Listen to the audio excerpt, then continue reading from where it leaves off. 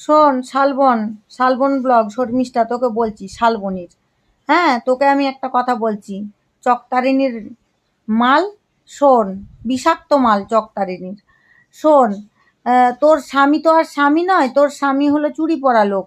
চুড়ি পরে, চুড়ি চুড়ি, বেরোজগাড়ি চুড়ি পরে বসে থাকে। হ্যাঁ, তাই বউকে, বউয়ের শরীর প্রদর্শন করতে ইউটিউব চ্যানেল করে সেখানে বউয়ের ল্যাংটো ভিডিও দিয়ে তার সঙ্গে ল্যাংটোভাবে নাচানাচি, ল্যাংটা মেয়ার সঙ্গে ল্যাংটাভাবে নাচানাচি করে।